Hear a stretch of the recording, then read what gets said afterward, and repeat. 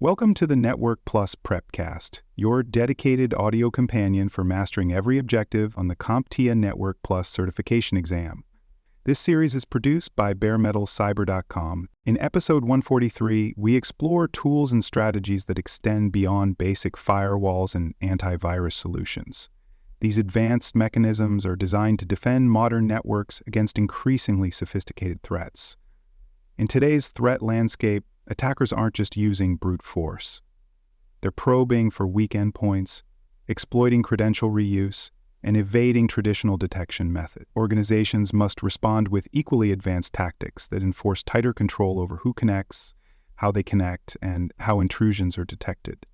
For Network Plus candidates, these mechanisms are commonly referenced in exam questions about layered defenses, access control, and threat detection.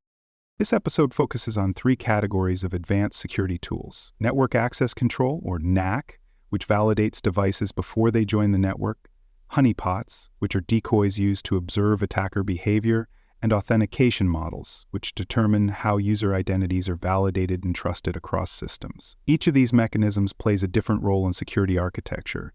NAC focuses on prevention, honeypots on detection, and authentication on verification. Together, they help enforce secure access, monitor network activity, and contain unauthorized attempts. On the exam, you'll be expected to recognize how each of these works, when to deploy them, and how they reinforce broader security policies.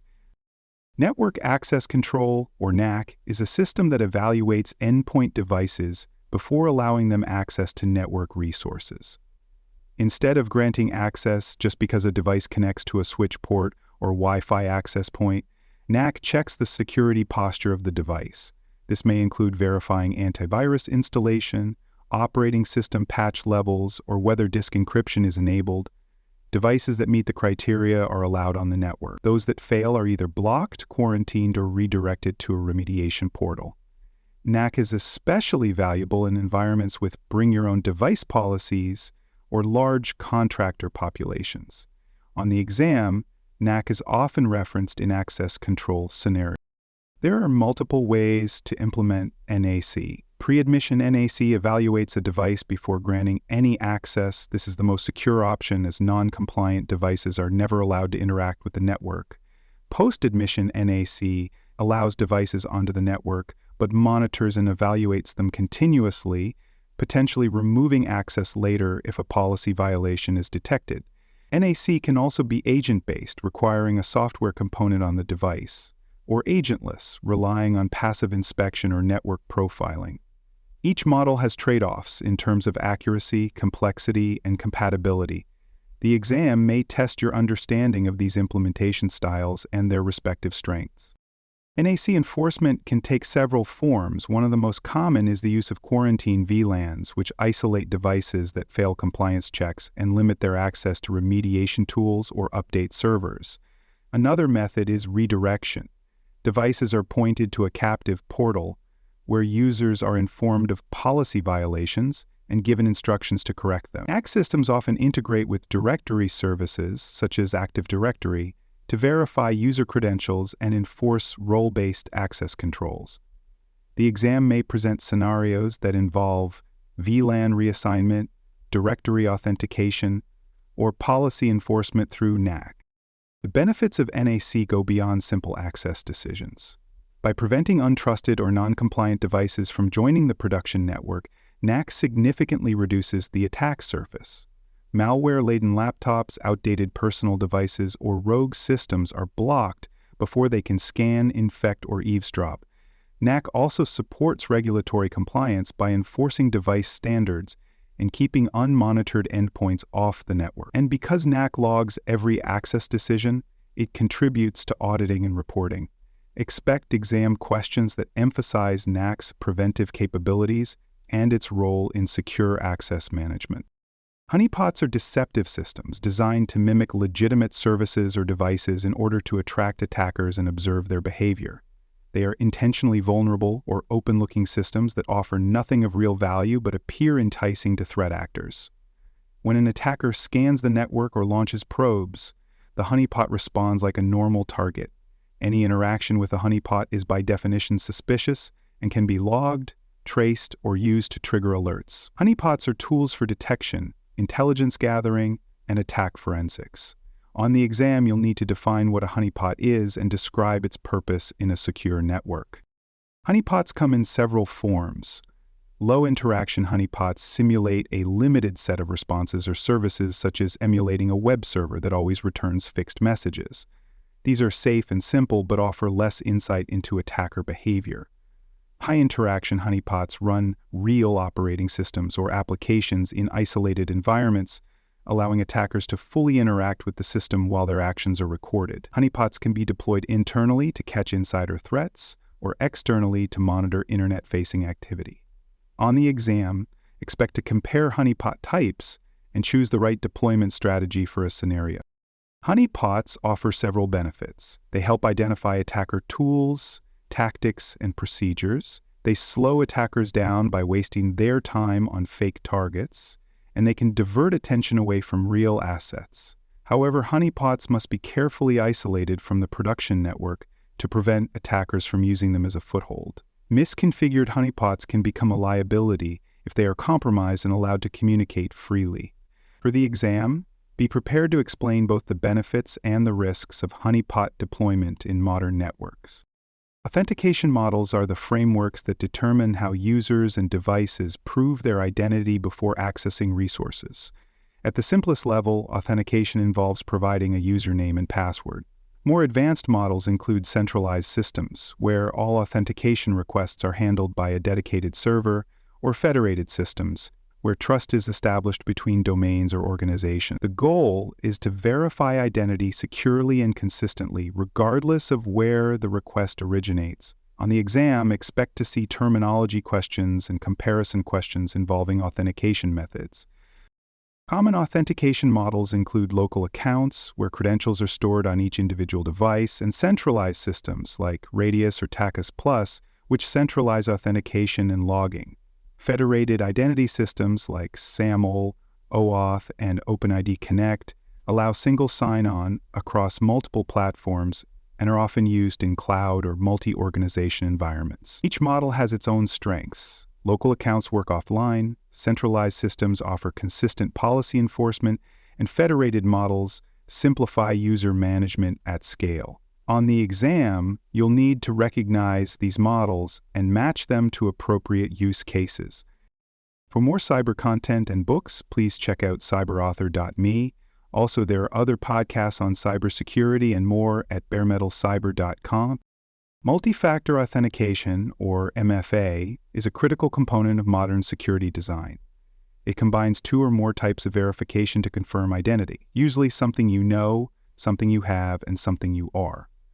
This might involve a password, something you know, a hardware token or authentication app, something you have, and biometric data such as a fingerprint, something you are. MFA significantly increases resistance to credential theft, since compromising just one factor is no longer enough to gain access. MFA is commonly used for both local and remote access and is especially vital for administrative accounts. On the Network Plus exam, expect to be asked about MFA's components and benefits. Single sign-on, or SSO, allows users to authenticate once and gain access to multiple applications or services without re-entering credentials. This reduces user friction, simplifies identity management, and lowers the chance of password fatigue or misuse. However, because SSO becomes a single point of access to many systems, it must be combined with strong MFA to ensure security. If an SSO credential is compromised and MFA is not in place, the attacker gains access to everything. On the exam, anticipate questions that compare SSO with standard login processes and highlight the need for additional safeguards. Directory services are the backbone of centralized authentication. Systems like Microsoft Active Directory or open-source LDAP store user credentials, group memberships, and security policies. They enable scalable access control by allowing administrators to assign permissions to users based on their directory group or role. This is especially useful when combined with RBAC, where roles can be tied directly to directory group. Directory services also support single sign-on and MFA integration. On the exam, you'll likely be asked about how directories support access control and how they interact with tools like Radius or NAC. Monitoring and logging authentication activity are vital for both operational and security reasons. Logs help detect anomalies such as failed login attempts, logins from unusual locations, or accounts attempting to access systems they normally don't use. Correlating this data across multiple devices can reveal compromised credentials or brute force attempts. Logging successful logins is just as important for auditing and compliance, especially in regulated environments. The exam may include questions on how to monitor authentication events and use that data for threat detection or forensics. Using NAC and Honeypots together creates a stronger defense posture. NAC blocks unauthorized or non-compliant devices at the point of entry, enforcing trust boundaries before access is granted. Honeypots, on the other hand, passively observe unauthorized behavior by luring attackers into interacting with decoy systems. In a well-designed environment, NAC may isolate unknown devices into a VLAN that contains a honeypot, providing real-time insight into attacker tactics without risking production assets. This combination improves both prevention and detection. On the exam, you may be asked to identify how these systems complement each other and reinforce layered security. Despite their benefits, implementing NAC, honeypots, and advanced authentication models comes with challenges. NAC requires detailed access policies and endpoint compliance standards, which must be carefully defined and maintained. Honeypots need to be carefully isolated to prevent misuse, and their deployment must avoid interfering with production systems. Authentication models like MFA and SSO must balance security with usability. Overly complex logging processes can frustrate users or lead to insecure workarounds. On the exam, expect scenario questions, where trade-offs must be made between ease of use and strong security enforcement. The Network Plus exam frequently covers advanced security tools, especially in scenario-based formats. You may be asked to choose the right tool for detecting unauthorized scans, enforcing endpoint posture, or managing remote authentication. It's important to understand each tool's function, where it fits in the network architecture, and what limitations it might have. For example, NAC might not catch an insider threat with valid credentials, while honeypots are ineffective if attackers never touch them. Recognizing the strengths and weaknesses of each tool is key to answering these questions correctly. To summarize, advanced security mechanisms go beyond basic defenses and form the second and third lines of protection in a layered model. NAC enforces who gets in, honeypots watch for malicious behavior, authentication models define how identity is verified. Together, they reduce exposure, limit damage, and provide insight into attack patterns. These tools are often used in combination and complement each other in securing networks against both external and internal threats. On the exam, you'll need to recognize how they work together and how to apply them effectively in different environments. To conclude episode 143, remember that as networks evolve, so must the tools used to secure them. NAC, honeypots, and strong authentication aren't just technical solutions.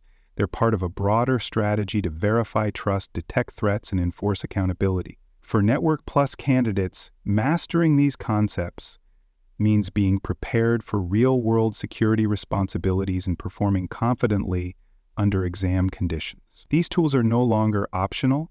They are critical for building the modern, resilient networks that businesses rely on every day. Thank you for listening to this episode of the Network Plus Prepcast, your trusted audio guide to the CompTIA Network Plus certification. This episode was produced by baremetalcyber.com. For more cybersecurity podcasts, books, and resources, visit baremetalcyber.com. Thanks for joining us for this episode of the Bare Metal Cybersecurity Plus podcast. For more episodes, tools, and study support, visit us at baremetalcyber.com. And before you take the test, make sure to check out the practice questions in the book Achieve CompTIA Security Plus SY0-701 Exam Success by Dr. Jason Edwards. They cover every domain and are a powerful way to lock in your knowledge.